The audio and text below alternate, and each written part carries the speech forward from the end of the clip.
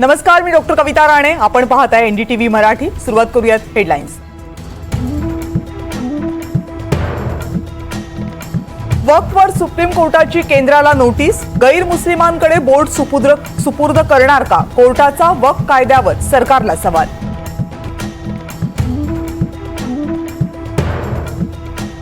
कुणाच्या अभिव्यक्ती स्वातंत्र्यावर गदा आणता येणार नाही. बदनामी झालेल्यांनी तक्रार केलेली नाही. कुणाल कामराच्या याचिकेवरील सुनावणी दरम्यान वकिलांचा युक्तिवाद.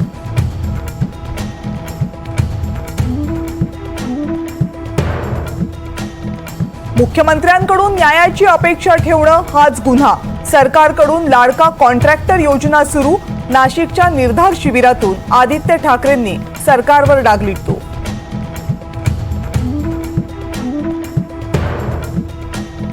शिंदेंच्या शिलेदारांनी जरांगेंची घेतली भेट. उदय सामंत, संदीपान भुमरेंची बंद दाराआड चर्चा. 23 एप्रिलला जरांगे मराठा आरक्षणासंदर्भात मुख्यमंत्र्यांशी चर्चा करणार.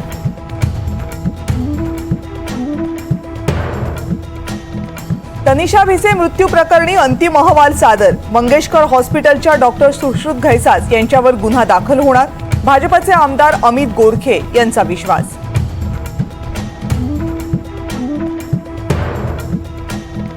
संभाजीनगरच्या तिसगावमध्ये जुन्या भांडणातून 2 गटांमध्ये राडा.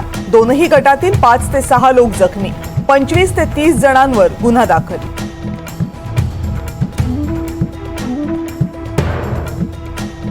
नाशिकमधील दर्गा परिसरातील अनधिकृत दर्गा हटवला. दर्गा ट्रस्टला दिलेली मुदत संपल्यामुळे महापालिकेची कारवाई.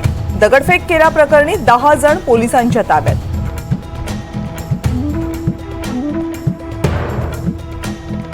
यावर्षीचा लता दीनानाथ मंगेशकर पुरस्कार कुमार मंगलम बिर्ला यांना जाहीर. तर श्रद्धा कपूर, सचिन पिळगावकर, सोनाली कुलकर्णी यांनाही मंगेशकर पुरस्कार.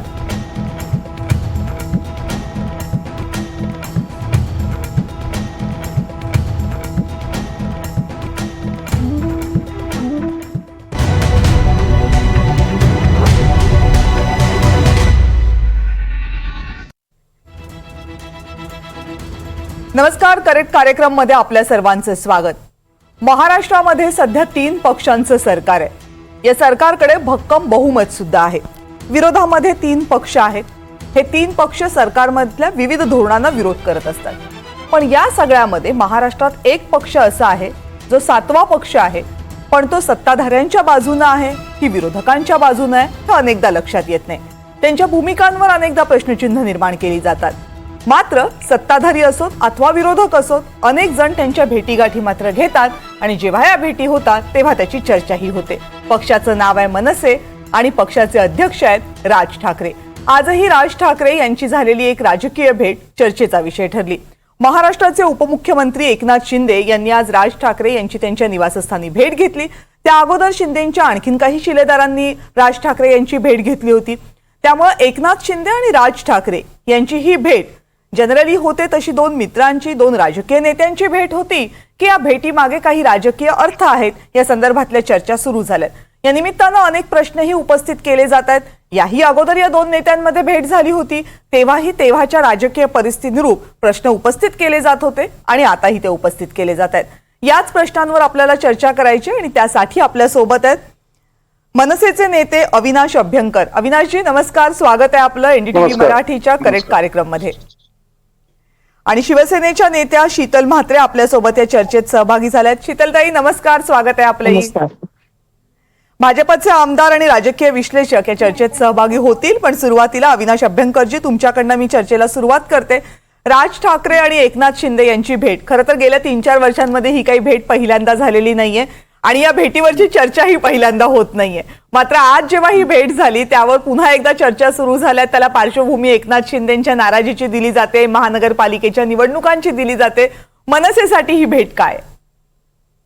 कसं आहे, एक लक्षात ठेवा, काय होतं, साधारण 2 मोठे नेते भेटले की हल्ली एक ट्रेंड झालाय की ते युती करता, आघाडी करता किंवा असं नसतं. शेवटी ते 2 महत्वाचे नेते आहेत, महाराष्ट्रातले आहेत. नक्कीच स्नेहभोजनाला सन्माननीय एकनाथ शिंदे साहेब आले होते आणि मला वाटत नाही की ह्याच्यामध्ये कुठल्याही प्रकारचे तर्क वितर्क लावण्याची आवश्यकता आहे. कारण ते दोघे जण भेटले होते, अजून निवडणुका जाहीर झालेल्या नाहीयेत. त्या होतील, त्याच्यानंतर अनेक गोष्टी घडतील, घडणार असतील तर. परंतु कालची भेट किंवा कालचा जो काही विषय होता तो स्नेहभोजनाचाच कार्यक्रम होता आणि त्याच्याकरता सन्माननीय एकनाथ शिंदे आले होते आणि त्याच्यानंतर त्यांच्या गप्पा टप्पा झाल्या असतील, अनेक विषयांवर झाल्या असतील, भूतकाळावरती, वर्तनावरती, भविष्यावरती राजकीय विषय सुद्धा निघाले असतील. परंतु कुठल्याही तर्कवितर्कापर्यंत जाण्याची आवश्यकता नाहीये. दुसरं, कविता, आपण जर मला परवानगी दिली तर आपण मगाशी जे पहिलं विवेचन केलं त्यामध्ये म्हणलं की राजसाहेबांची भूमिका आजपर्यंत कळलेली नाहीये. तसं नाहीये. चांगल्याला चांगलं, खऱ्याला खरं हे म्हणणारी ती व्यक्ती आहे. लक्षात ठेवा, हेच देशातली पहिली व्यक्ती आहे सन्मान्य राजसाहेब ठाकरे की ज्यांनी सांगितलं सन्मान्य मोदी साहेब हे पंतप्रधान व्हावेत. परंतु जेव्हा त्यांना वाटलं की ते जनतेच्या अपेक्षा करायला पूर्ण ठरत नाहीयेत तेव्हा त्यांनी तेवढाच मोठा विरोध केला होता. त्याचा राजकीय फायदे तोटे हे पक्षाला नक्की भोगायला लागतात. आमचे 13 आमदार होते, 100 पेक्षा जास्त नगरसेवक होते, महापौर होते, विरोधी पक्ष नेते होते. परंतु खुर्ची करता किंवा सत्ते करता इतर कुठल्याही पक्षांसारख्या ऍडजस्टमेंट केलेल्या नाहीत. आलं का लक्षात? हे तुम्हाला मला मुद्दाम सांगणार, म्हणजे मी आज सकाळपासून बघतोय उबाटा गट जे काही टीका करतोय कालपासून, म्हणजे त्यांचं स्वतःचं नाव नाही राहिलं, त्यांचा झेंडा नाही राहिला. म्हणजे आता त्यांचा कोणी ते प्रवक्ता नाहीये, नाही तर नक्कीच मी याच्यावर डिबेट, मला उत्सुकता होती करण्याची. परंतु काय आहे, फक्त त्यांचा सूर हा टीकेचाच असतो. पुन्हा मूळ विषयावर जायचं असेल तर काल जी भेट झाली होती, एक दोन चांगल्या महाराष्ट्रातील मोठ्या नेत्यांची भेट होती. नक्की अनेक विषयांवर चर्चा झाली असेल, परंतु कुठलाही तर्कवितर्क करण्याची आवश्यकता आहे असं मला तरी वाटत नाही. नाही, याचं आधी तुम्ही जे म्हणालात त्याच्याबद्दलचं मी स्पष्टीकरण देते, कारण तुम्ही अर्थात तुम्ही ते बऱ्यापैकी दिलेलं सुद्धा आहे. तुमचं असं म्हणणं आहे की राज ठाकरेंच्या भूमिका त्या राजकीय भूमिकांबद्दल होतं आणि आता जेव्हा मी माझ्या इंट्रोडक्शन मध्ये म्हटलं तेव्हा एवढंच होतं की ते पाठिंबा सत्ताधाऱ्यांना देतात की विरोधकांना, एवढ्याच अनुषंगानं ते होतं. आम्ही शेवटचं उत्तर देतो. सॉरी, शेवटचे दोन एक मिनिट द्या. कसं आहे, आतापर्यंत आमची भूमिका ही एकाला चालवण्याची आहे. तुम्ही जर अनेक निवडणुका बघितल्या असतील तर, किंवा ज्या निवडणूक पाठिंबा दिलेला आहे, म्हणजे आताची लोकसभा निवडणूक जर असेल तर पाठिंबा हा मोदी साहेबांना होता. त्यामुळे भूमिकेमध्ये स्पष्टता आहे, आंदोलनामध्ये स्पष्टता आहे. कुठल्याही प्रकारची भूमिका किंवा आंदोलनं ही ऍडजस्ट केलेली नाहीयेत. तर जी गेली आहेत ती टोकापर्यंत नेली आहेत, पूर्णत्वास नेली आहेत.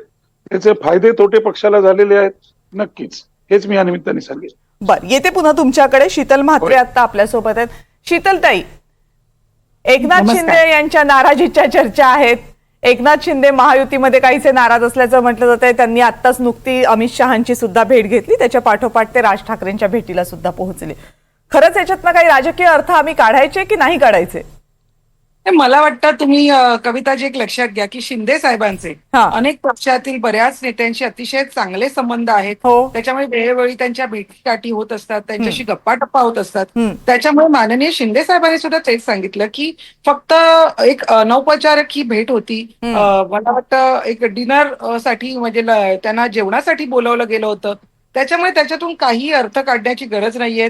आणि राज साहेब हे खरोखर त्यांच्या मनात असेल त्याच गोष्टी बोलण्यासाठी सगळीकडे मला वाटतं ज्ञात आहेत. आणि त्याच्यामुळे त्याच्यातून अजून इलेक्शन कधी आहेत माहिती नाहीयेत, कधी होणार आहेत माहिती नाहीयेत. त्याच्यामुळे आत्ताच याच्यावर काही चर्चा करणं मला वाटतं हे योग्य होणार नाहीये. एक दोन नेत्यांची भेट आहे आणि मला वाटतं एक चांगले संबंध, सलोख्याचे संबंध आहेत. त्याच्यामुळे फक्त गप्पा टप्पासाठी, आणि त्यांनी सांगितलं की आम्ही माननीय हिंदुहृदय सम्राट बाळासाहेब ठाकरे यांच्याविषयी आम्ही खूप गप्पा मारल्या, अनेक किस्से राजसाहेबांकडे होते त्यांचे, ते त्यांनी शेअर केले. तर मला वाटतं एक गप्पा टप्पा म्हणून बघायला काहीच हरकत नाही. प्रत्येक गोष्टीत राजकारण असायलाच पाहिजे किंवा असतंच असं नाही. ती सुद्धा माणसं आहेत, कधीतरी गप्पासाठी सुद्धा भेटू शकतात. गप्पांसाठी नक्की भेटू शकतात. बरं, एकनाथ शिंदे आणि राज ठाकरे यांची मैत्री काही महाराष्ट्राला माहित नाही असं नाही. खूप वर्षांपासूनचे दोघं शिवसेनेमध्ये एकत्र काम करत होते तेव्हापासूनचे. पण प्रश्न असा आहे की जेव्हा राज ठाकरे यांचा मुलगा पहिल्यांदा निवडणुकीला उतरतो त्यावेळेस त्यांच्या समोर शिंदेंच्या उमेदवाराचं आव्हान असतं. शेवटच्या दिवसापर्यंत, फॉर्म भरेपर्यंत ती चर्चा सुरू राहते की एकनाथ शिंदेचे उमेदवार अर्ज मागे घेणार की नाही. आणि अल्टिमेटली त्या निवडणुकीमध्ये अमित ठाकरे यांचा पराभव होतो. राज ठाकरेंचा मुलगा पहिल्यांदा निवडणुकीला उभा राहतो, पराभव होतो, राज ठाकरे नाराज होतात. त्यानंतरच्या भाषणांमध्ये त्याची झलक दिसते. आणि त्यानंतर जर ही चर्चा होत असेल लगेचच 3-4 महिन्यांमध्ये, तर मग प्रश्न उपस्थित होणार ना, म्हणजे मनभेद, मतभेद जे काही होते ते दूर झालेत. कविताजी एक लक्षात घ्या की अमित ठाकरेजी यांनी राजकारणात यावं किंवा त्यांनी निवडून यावं ही नक्कीच एक चांगली कल्पना होती आणि नक्कीच ते आले असते तर एक वेगळा आपल्याला फरक सुद्धा दिसला असता. परंतु हे करताना समोर जे आमचे आमदार होते, हे तेव्हाचे विद्यमान आमदार होते, आमचे ज्येष्ठ नेते होते.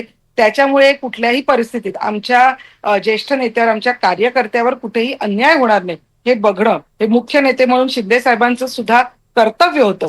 परंतु एक लक्षात घ्या की बाळा दानगावकर हे जेव्हा शिवडीला या विधानसभेत उभे होते, त्यांच्या समोर आम्ही आमचा उमेदवार देणार नाही असं शिंदे साहेबांनी जाहीर केलं आणि त्या पद्धतीने बाळा नांदगावकर यांच्या समोर शिवसेनेने उमेदवार दिला नाही.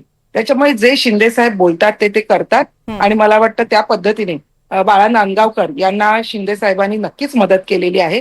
परंतु हे करताना आपल्या कार्यकर्त्यांवर, आपल्या पदाधिकाऱ्यांवर कुठेही अन्याय होणार नाही हे बघणं, हे सुद्धा शिंदे साहेबांनी बघितलेलं आहे.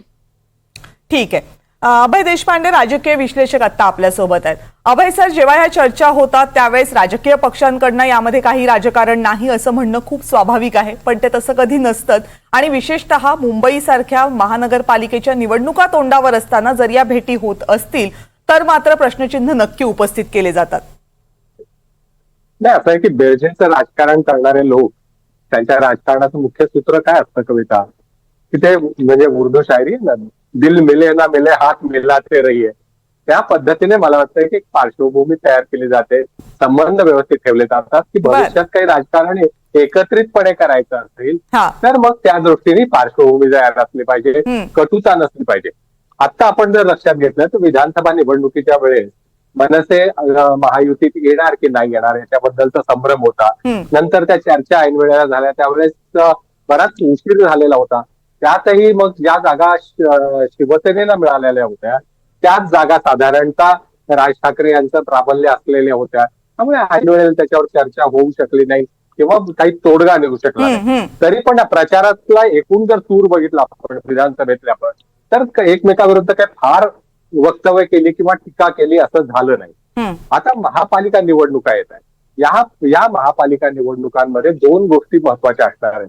एक की मुंबईमध्ये मनसेची शक्ती, म्हणजे माहीमचा निकाल काहीही लागला तरी मुंबईतला महिमा जो आहे मनसेचा तो काही फार कमी होणार नाहीये. त्याच्यामुळे मुंबईच्या महायुतीतलं मनसेचं स्थानही महत्वाचं असणार आहे. आणि ते मनसेचं प्राबल्य असलेल्या ठिकाणीच आज शिंदेच्या शिवसेनेचं प्राबल्य आहे.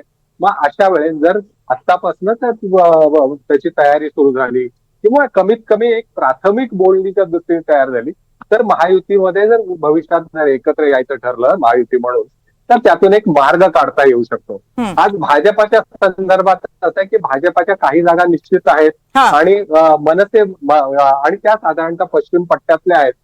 पश्चिम मुंबईतला जो म्हणतो आपण दहिसर पासून ते पांढऱ्यापर्यंतचा भाग हा साधारणतः भाजपाच्या अधिकाधिक जागा त्या बाजूला आहेत किंवा मुंबई शहरामधल्या गावात काही जागा.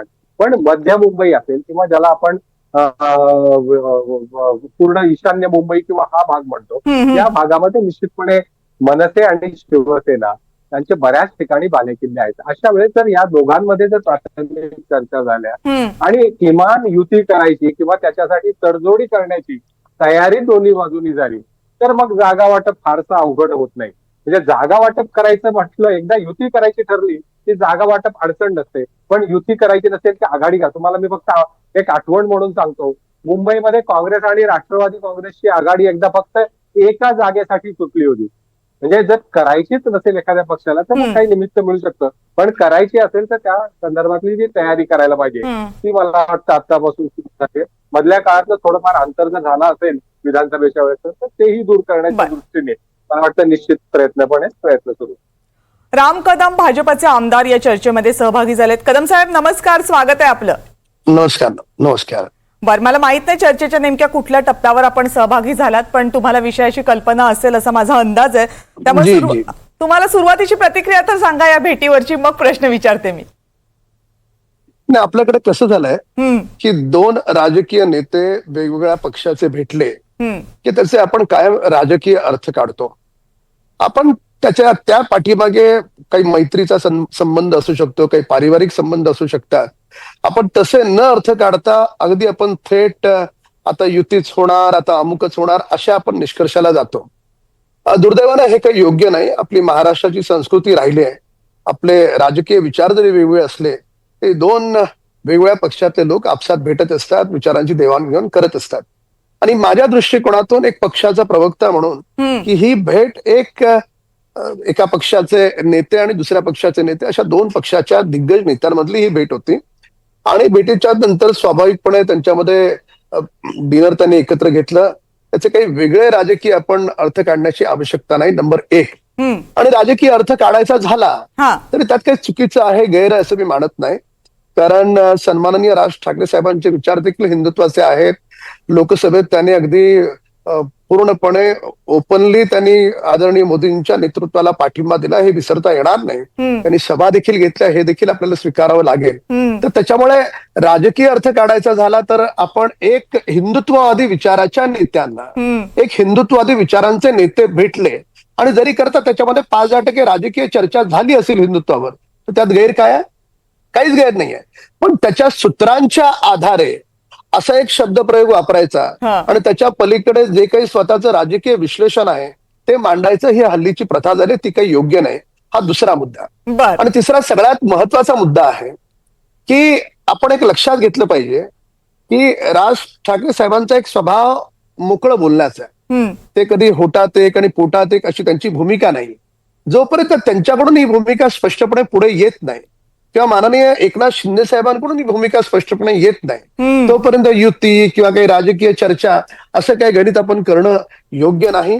ही एक दोन वेगवेगळ्या पक्षाच्या प्रमुख नेत्यांमधली भेट होती आणि या भेटीकडे स्वाभाविकपणे दोन्ही पक्षाचे कार्यकर्ते जरी करता आशावाद या भूमिकेतून पाहत असले तरी याबाबत जी काही स्पष्टता आहे, दोन्ही कोटचे नेते जोपर्यंत बोलत नाहीत तोपर्यंत आपल्याला याची स्पष्टता मिळणार नाही.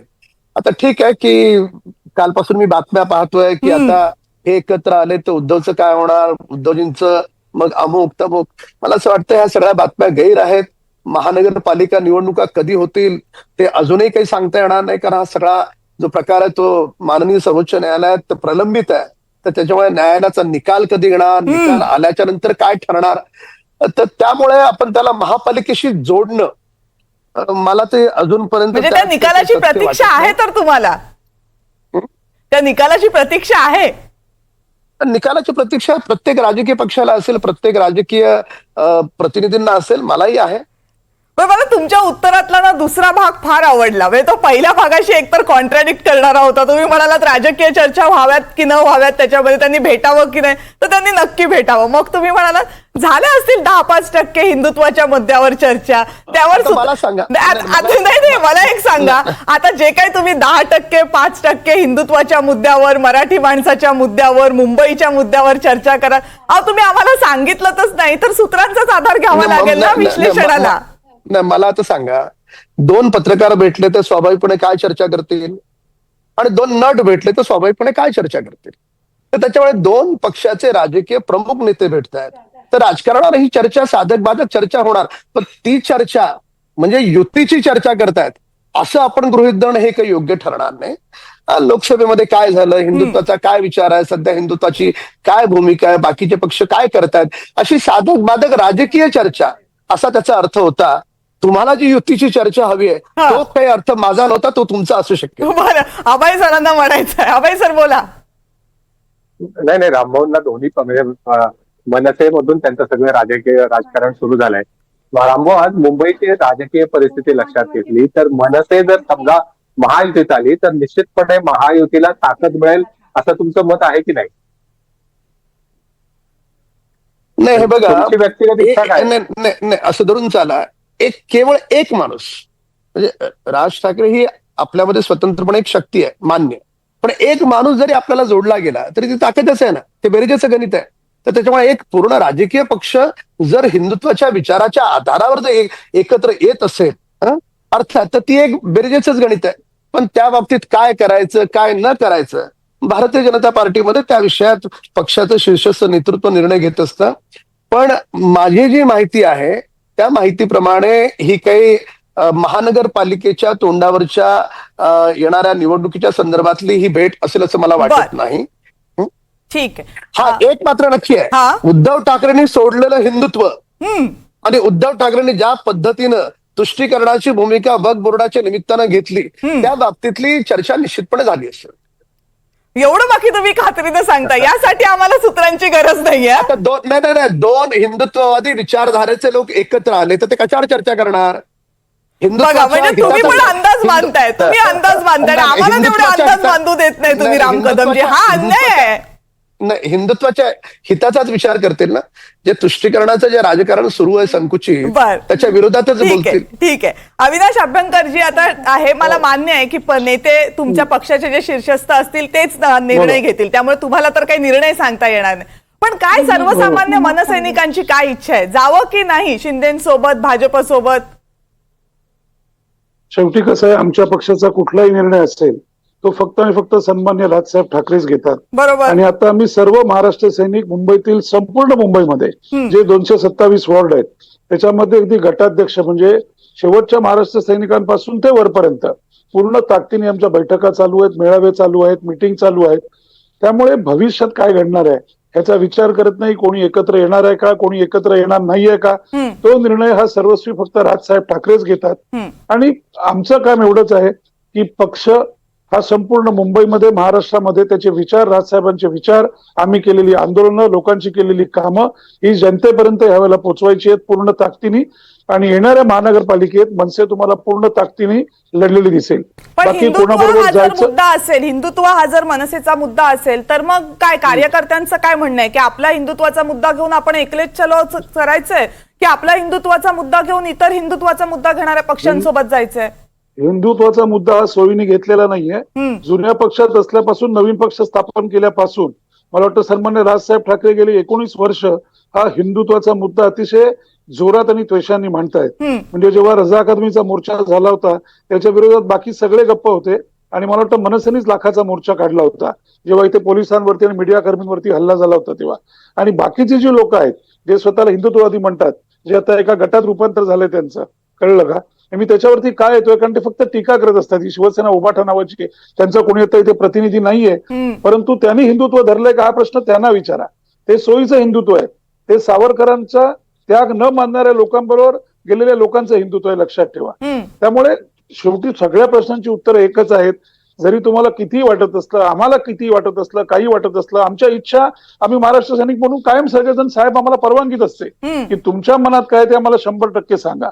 परंतु 100% जो काही निर्णय राजसाहेब ठाकरे घेतील तो नक्कीच हा महाराष्ट्राच्या, मुंबईच्या 100% हिताचा असेल, महाराष्ट्रातील जनतेच्या हिताचा असेल आणि तो नक्की उत्तमच घेतील, ह्याबद्दल आमच्या मनात कुठल्याही प्रकारची शंका नाही. ठीक आहे. अभ्यंकर सर सांगायला जरी तयार नसले तरी शीतलताई ही अडचण तुमची असायला नको, कारण तुमच्या पक्षाच्या मंत्र्यांनी सांगितलेलंच आहे की राज ठाकरे जर आमच्यासोबत आले तर आम्हाला आनंदच आहे. उदय सामंतांचं वक्तव्य आहे. प्रश्न असा आहे की मुंबई महानगरपालिकेच्या निवडणुकांमध्ये राज ठाकरे एकत्र येणं हे तुमच्यासाठी खरंच आनंदाचं असणार आहे? तुम्हाला हवे आहेत राज ठाकरे सोबत?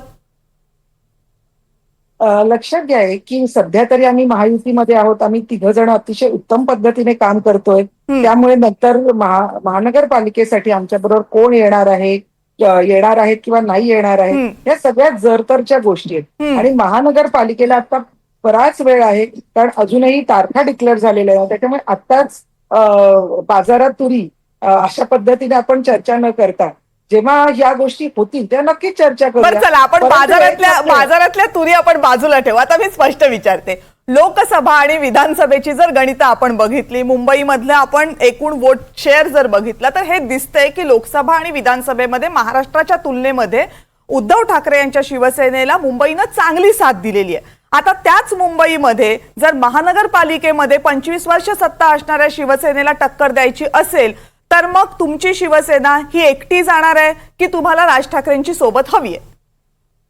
एक लक्षात घ्या, जसा राजाचा जीव पोपटामध्ये होता तसा उभाटाचा जीव मुंबईमध्ये, ही गोष्ट काही लपून राहिलेली नाहीये. आता जर आम्हाला कोणी, आमच्या प्रमुखांना जर कोणी आमरस पुरी खायला बोलवत असेल तर ज्यांना चहा सुद्धा प्यायला बोलवत नाही त्यांच्या पोटात का बरं दुखावं, हे काही उत्तर आम्हाला मिळालेलं नाही. त्याच्यामुळे योग्य वेळ आल्यावर योग्य गोष्टी पुढे येतील, कारण झालेली युती काही लपून राहणार नाहीये. आणि जर ती झाली तर नक्कीच या संदर्भात निर्णय काय घ्यायचे हे दोन्ही नेते सक्षम आहेत आणि ते ठरवतील. आणि मला असं वाटतं की ज्या पद्धतीने मुंबईमध्ये आमचे आमदार निवडून आलेले आहेत, ज्या पद्धतीने 80 आमदार 80 आमदार होते त्यातले आमचे 60 आमदार निवडून आले आणि त्यांचे 100 मधून 20 आमदार निवडून आले. त्यामुळे महाराष्ट्राची जनता कुणाबरोबर आहे हे नक्कीच कळलेलं आहे. आणि महानगरपालिकेमध्ये आज तुम्ही बघाल की जवळजवळ मुंबईमध्ये 2017चे 52 नगरसेवक आज शिंदे साहेबांबरोबर आहेत. टोटल मुंबईमधले 91 नगरसेवक आज शिंदे साहेबांबरोबर आहेत. त्याच्यामुळे मला असं वाटतं की ही मुंबई महानगरपालिकेपर्यंत उबाठामधले अजून जवळजवळ 80% नगरसेवक हे नक्की शिंदे साहेबांबरोबर येतील. त्यामुळे तेव्हा युती करायची नाही करायची, कुणाबरोबर युती करायची, हे मला वाटतं नेते नक्की शीर्षस्थ नेते ह्याचा निर्णय घेतील. तुम्ही बरोबर माझा प्रश्न थ्रू उबाठा दुसरीकडे वळवून टाकला. ठीक आहे, अभय सरांकडे जाऊयात. अभय सर, जर मनसे ही आलीच महायुतीसोबत किंवा एकनाथ शिंदेसोबत, तर मुंबई महानगरपालिकेची गणित पाहता हे किती गरजेचं असेल किंवा किती सोयीचं असेल एकनाथ शिंदेच्या शिवसेनेसाठी? मला वाटतं कविता एक निश्चित आहे की पुढची महापालिका निवडणूक, जसं राम कदम म्हणाले अजून तारखा आल्या नसल्या तरी साधारणतः सर्वोच्च न्यायालयामध्ये ज्या प्रलंबित याचिका आहे त्याचं स्टेटस लक्षात घेतलं तर साधारणतः दिवाळीपर्यंत निकाल येईल आणि तो निकाल आला तर निवडणुका लागतील असं आपण गृहीत धरतोय. आणि साधारणतः राजकीय पक्षांची तयारी तीच आहे.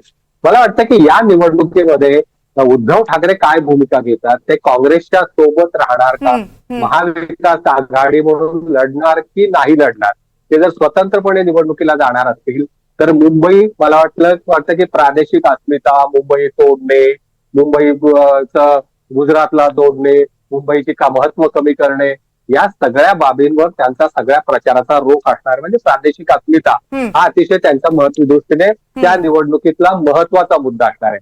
अशा वेळी ज्यांनी स्थापनेपासून प्रादेशिक अस्मिता आणि मराठी माणूस यांच्या बाजूनी भूमिका घेतली आहे असा पक्ष जर महायुतीमध्ये असेल तर निश्चितपणे त्या प्रचाराची धार जी आहे ती काही प्रमाणात बोथट होईल असा अंदाज बांधून काही जर त्या दृष्टीने काही जर तयारी चालली असेल तर मला वाटतं की त्याची चाचपणी म्हणूया.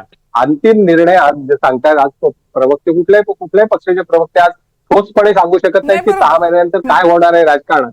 पण साधारणतः त्यावेळेसची परिस्थिती बघून आवश्यकता म्हणजे त्यात 2 गोष्टींच्या बाबतीत विचार होईल की मनसेचं स्वतंत्रपणे लढणं हे महायुतीच्या फायद्याचं आहे की त्यांचं महायुती सोबत असणं फायद्याचं आहे. या दृष्टिकोनातून मला वाटतं विचार होईल आणि त्या दृष्टीने निर्णय होतील.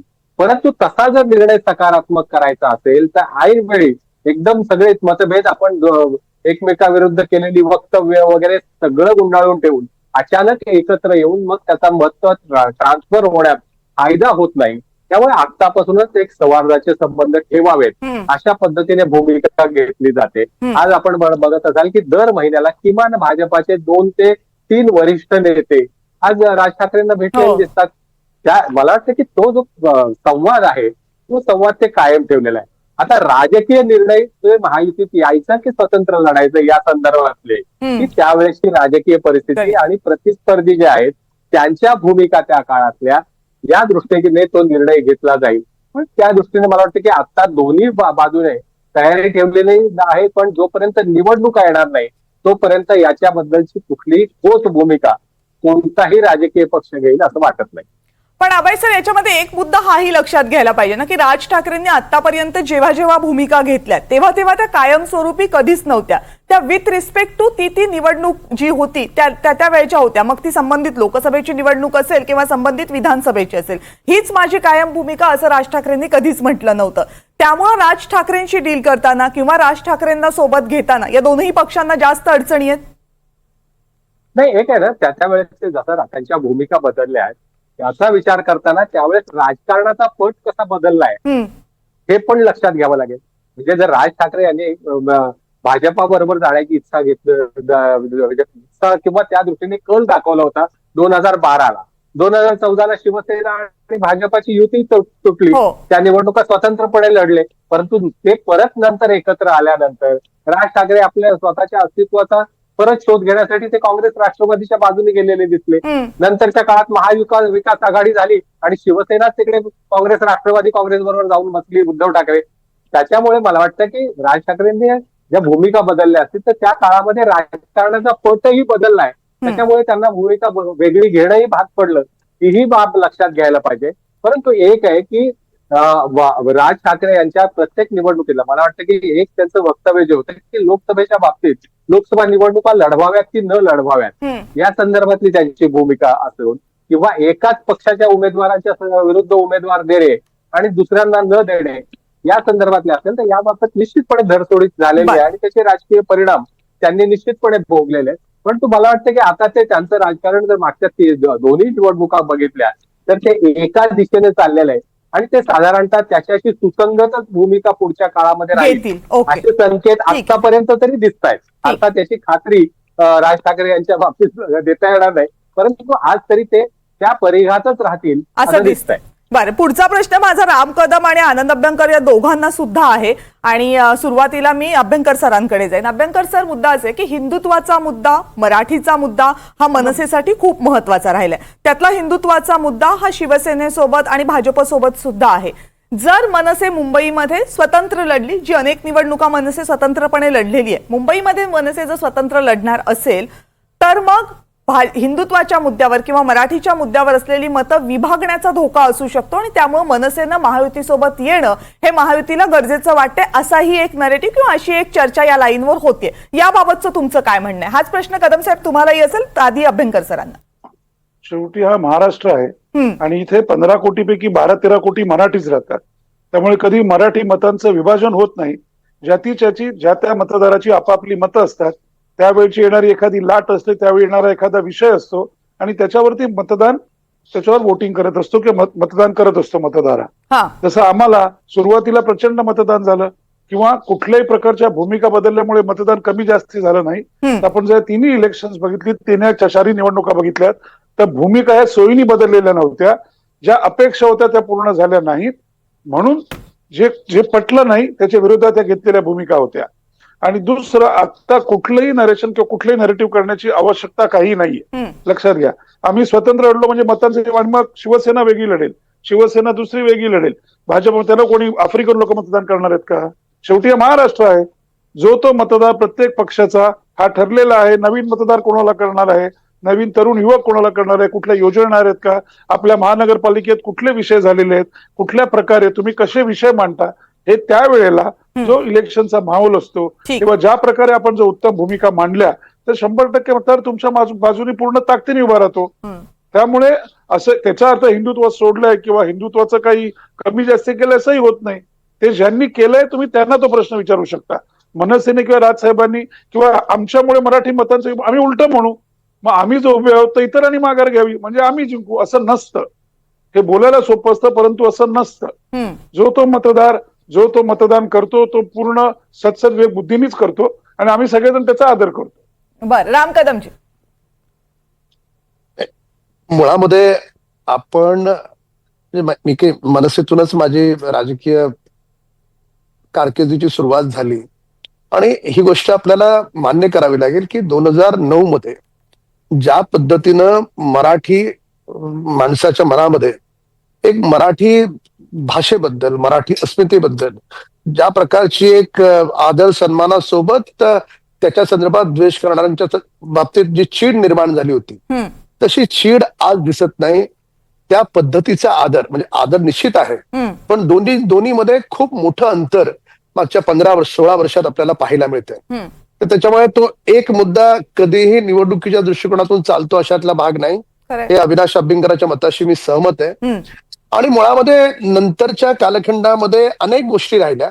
मी काही मनसे या पक्षाबद्दल बोलणार नाही, पण अनेक गोष्टी राहिल्या ज्याच्यामुळे प्लस मायनस अशी दोन्ही पद्धतीचे निकाल आपल्याला दिसले. पण मुळात आपल्याला हे स्वीकारावं लागेल की यावेळची महानगरपालिका निवडणूक ही एक ऐतिहासिक निवडणूक या दृष्टिकोनातून राहील की जवळपास 1985 पासून ज्या उद्धव ठाकरे म्हणा किंवा ज्या शिवसेनेनं या महापालिकेवर सत्ता गाजवली, त्या शिवसेनेच्या म्हणजे आदित्य ठाकरेंना आज हंडा घेऊन रस्त्यावर यावं लागलं. पाप कोणाचं आहे? काय करत होतात 35 वर्ष? आज तुम्हाला मुंबई सारख्या आंतरराष्ट्रीय शहरात तुम्हाला लोकांना पाणी देता येत नाही. आजही मुंबईमध्ये टँकर चालतात. एवढी वर्ष केलंय काय तुम्ही? मुंबई शहराला पाणी देणं हे काही रॉकेट सायन्स नाहीये. मी प्रत्येक विधानसभेमध्ये गारगाई आणि पिंजाळ या 2 धरणांच्या बाबतीमध्ये पोटतिडकीनं बोलतोय. का महानगरपालिकेने काही केलं नाही?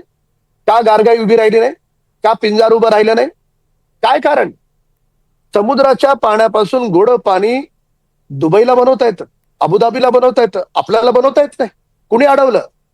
म्हणजे आपले 60,000 कोटी रुपये महानगरपालिकेचे आपण डिपॉझिट ठेवू शकतो, पण मुंबईमध्ये झोपडपट्टीत राहणारा माणूस असेल किंवा इमारतीत राहणारा माणूस असेल, दोघांनाही पाणी आपण देऊ शकलो नाही. आणि हे खरं पाप श्रीमान उद्धव ठाकरेंचं आहे. आणि विडंबना पहा, आज त्यांचेच पुत्र आदित्य ठाकरे हंडा घेऊन रस्त्यावर नौटंकी करत होते. तर त्याच्यामुळे असे अनेक मुद्दे आहेत. मुंबईमध्ये रस्ते फक्त 2050 किलोमीटरचे रस्ते आहेत. आता साधारणतः 1 किलोमीटरचा रस्ता करायचा असेल, 60 फुटाचा असेल, 90 फुटाचा असेल, त्याला 8 ते 10 कोटी रुपये खर्च येतात. 2000 किलोमीटरच्या वर मुंबईत रस्तेच नाहीत. PWD धरा, MMRD धरा, महापालिका धरा, नॅशनल हायवे धरा, सगळे मिळून आता हे सगळे रस्ते ते सीसी करायला काय खर्च येतो? हे सगळे रस्ते सीसी करायला जेवढा खर्च येतो ना, त्याच्या 10 पट खर्च श्रीमान उद्धव ठाकरेंच्या शिवसेनेनं कागदावर दाखवला आणि बाकीचे सगळे पैसे मातोश्रीवर लुटले. पुराव्यात कागदासहित आमच्या अनेक नेत्यांनी मांडले. रामकदमजी, उद्धव ठाकरेंची शिवसेना ही तुमचा विरोध असणारच आहे. आज काय बात आपण तुमच्या विरोधकांची करतच नाही, तुमच्या सोबत कोण येणार आहोत त्याची करतोय ना. माझा प्रश्न तुम्हाला नाही, ऐका, आता तुम्ही मला संदेश दिली तर आमच्या सोबत कोण येणार आहे आणि आम्ही कोणाला घेणार नाही आणि कोणाच्या विरोधात लढणार आहोत हे आधी सांगावं लागेल ना. तर त्याच्यामुळे या बाबतीमध्ये जे जे हिंदुत्वाच्या सोबत आहेत त्या विचारांच्या सोबत जाणं ही आमची भूमिका आहे. आणि मुंबई महानगरपालिकेमध्ये हेच प्रमुख मुद्दे आहेत. वॉटर, गटर आणि मीटर. याच्या पलीकडे महानगरपालिकेचे काय मुद्दे असू शकतात? हे 3 प्रमुख मुद्दे आहेत ना. हो, मी तुम्हाला तेच विचारते ना की विरोधात तुमच्या कोण आहेत ते स्पष्ट आहे, सोबत कोण येणार आहे त्याच्याबद्दलची चर्चा आहे ना. तेच सांगतो तुम्हाला, हिंदुत्वाचे समविचारी आणि ज्यांनी महापालिकेला लुटलं त्यांचे विरोधी हे आमच्या सोबत. आता राहिला प्रश्न, आम्ही आदरणीय शिंदे साहेब आमच्या सोबतच आहेत, अजित दादा सोबतच आहेत. ते उद्धव ठाकरेंची शिवसेना पण म्हणते की आम्ही पण हिंदुत्ववादीच आहोत म्हणून. ते कुठे त्यांच्या नाही, एक मिनिट, ज्यांच्या लोकसभेच्या खासदाराच्या मिरवणुकीत पाकिस्तानचे झेंडे नसतात ती हिंदुत्ववादी कशी हो? बर, सावरकरांच्या विरोधात बोलल्याच्या नंतर उद्धव ठाकरेंचं तोंड शिवलं जातं, ती हिंदुत्ववादी कशी हो? कशी हिंदुत्ववादी? तर त्याच्यामुळे तोंडानं काही म्हणायचं, लोकांना मूर्ख समजायचं, एवढं मातोश्रीच्या एअर कंडिशन बंगल्यामध्ये बसून उद्धव ठाकरेंनी ठरवणे, लोकांना बरोबर कळतं काय ते. आणि म्हणून या विधानसभेला जी त्यांना जागा दाखवली ना, मला लायकी शब्द वापरायचा नाही पण तोही योग्य आहे, जी लोकांनी त्यांना त्यांची जागा दाखवली, लोकांना न भेटणं, स्वतःला अहंकारी समजणं, ती त्यांची योग्य जागा लोकांनी दाखवून दिली. महापालिकेत आणखी मोठ्या प्रमाणात लोक दाखवून देतील. ठीक आहे, मला एक कमेंट शीतलताईंकडनं घ्यायचे, पण त्या अगोदर अभय सर इशारा करत होते. अभय सर. नाही, मी फक्त रामकदमांना एक छोटीशी आठवण देऊ इच्छित होतो की ते इतक्या म्हणजे शिवसेनेच्या या सगळ्या महापालिकेच्या कारभाराबद्दल त्यांनी भाष्य केलं इतक्या वर्षाच्या, तर त्यातल्या जवळपास 90% कार्यकाळ आपण भाजपाही त्यांच्या सोबत होती हे विसरताय. कारण ते काही अधिकाराच्या पदावर नव्हती, अधिकाराच्या पदावर नव्हती. महापौर स्टँडिंगचा चेअरमन. ऐका, आपण ज्येष्ठ पत्रकार आहात, आपल्यावर मी विवाद करणार नाही, संवाद करेन की अध्यक्ष स्टँडिंग कमिटीचा आणि मुंबईचा महापौर ही अधिकाराची पदं असतात. आम्ही कायम सेकंड भूमिकेमध्ये होतो. त्यांनी म्हणायचं आम्हाला न कळत आम्हाला होला हो करायचं, म्हणजे ब्राह्मण पूजा करतो मम म्हणतात ना, तसं मम म्हणण्याची आमच्यावर वेळ होती. आम्ही ताकदीत नव्हतो.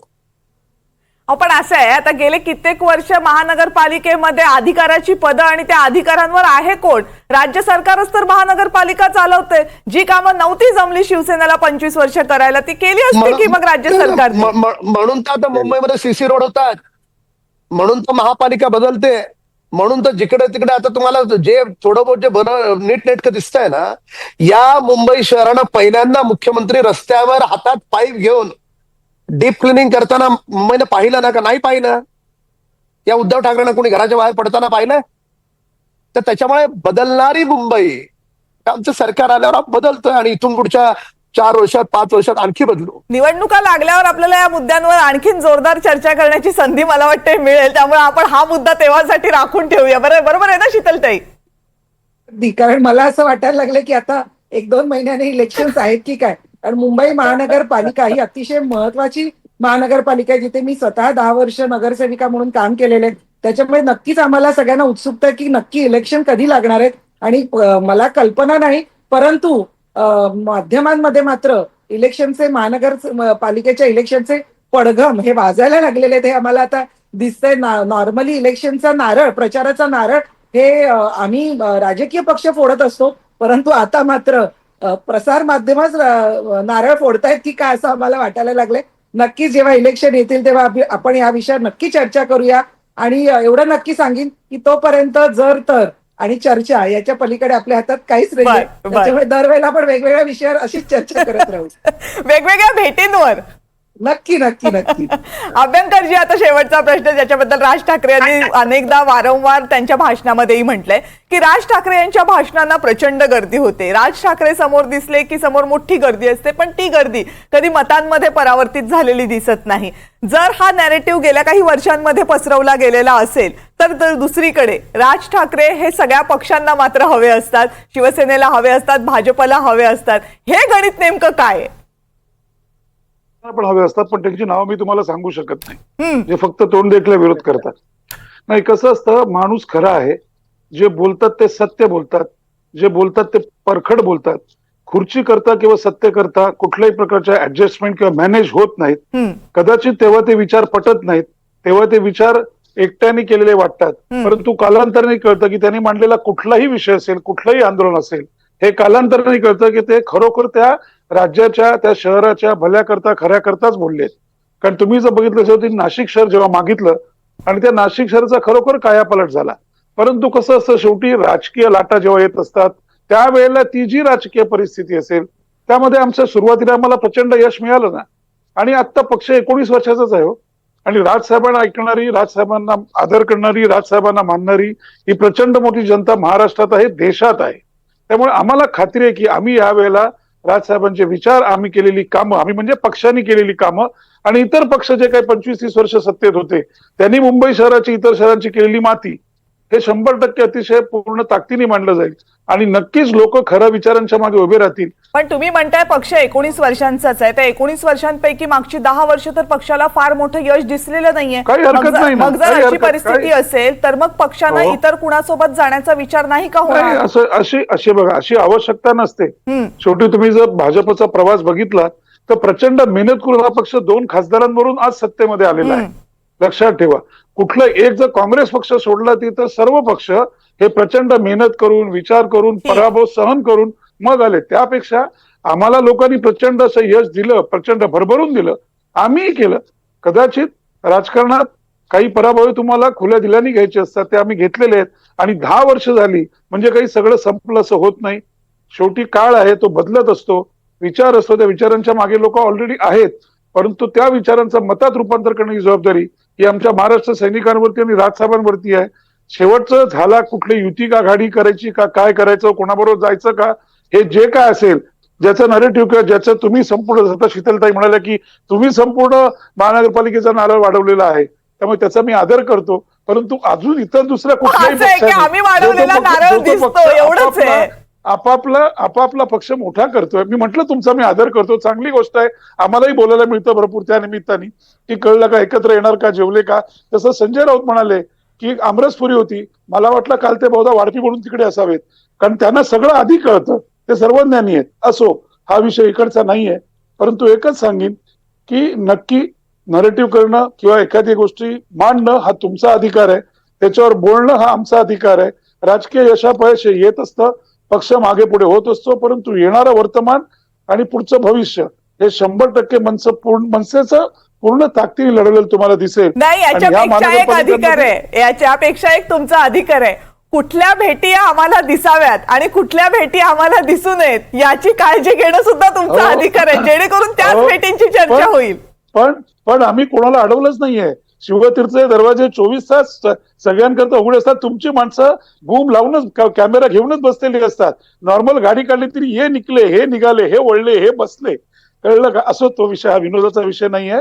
एक ज्याला आपण म्हणतो की याचं गांभीर्याचं स्वरूप असंच राहू दे.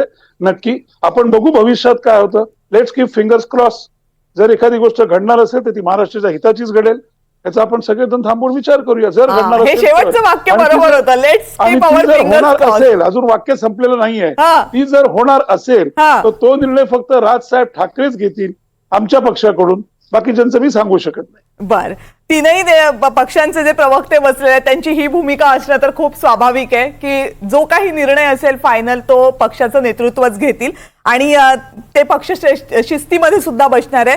पण महाराष्ट्राच्या राजकारणामध्ये राज्य स्तरावर सगळं स्थिर स्थावर असताना अशा चर्चा जर होत असतील तर मात्र ते येणाऱ्या निवडणुकांचे पडघम असतात, याबाबत कोणतीही शंका नाही. आता ते पडघम कोण वाजवतं यावर राजकीय पक्ष काय म्हणतात आणि पत्रकार काय म्हणतात यावर चर्चा होत राहील, पण पडघम नक्की वाजायला लागलेत हे निश्चित आहे. राज ठाकरे यांच्या भूमिका महाराष्ट्रामध्ये कायम चर्चेच्या राहिल्यात आणि त्यामुळं आता सुद्धा ते कुणाकुणाला भेटतात यावरून चर्चा नक्की होते. पण एक स्पष्ट करायला हवं की राज ठाकरे यांच्यासारखी व्यक्ती ज्यांचा सर्वव्यापी वावर असतो, ते विविध क्षेत्रातल्या लोकांना भेटतात, त्यांच्या राजकीय क्षेत्रातील लोकांशी होणाऱ्या भेटी आणि त्या भेटींची वेळ ही निश्चित चर्चेची असते. पण महाराष्ट्रामध्ये सगळा राजकीय कोलाहल असताना सुद्धा किंवा राजकीय वातावरण शांत असताना सुद्धा अशा भेटीगाठी होतात आणि त्या भेटीगाठींबद्दल शांतपणानं चर्चा होते. हे महाराष्ट्रात येऊ घातलेल्या चांगल्या राजकीय वातावरणाचं लक्षण आहे का असं म्हणायला हरकत नाही आणि तसं असेल तर आपण सर्वांनी त्याचं स्वागत करायला हवं. आणि बाकी अभय सरांनी सांगितलं तसं जेव्हा अशा भेटीगाठी होत असतात त्यावेळेस त्यात काही राजकीय होत नसतं असं नाही, होतच असतं आणि त्यावर जसं राम कदमांनी म्हटलं सूत्रांच्या हवाल्यानं का होईना चर्चा होतच असतात, त्या होत राहतील. आपण सगळेजण या चर्चेमध्ये सहभागी झालात आणि कुठल्याही सूत्रांचा आधार न घेता यामध्ये आम्हाला माहिती दिलीत, बोललात, त्याबद्दल सगळ्यांचे आभार. आणि यानंतर करेक्ट कार्यक्रम मध्ये आता वेळ झाली इथेच थांबण्याची. पाहत रहा NDTV मराठी.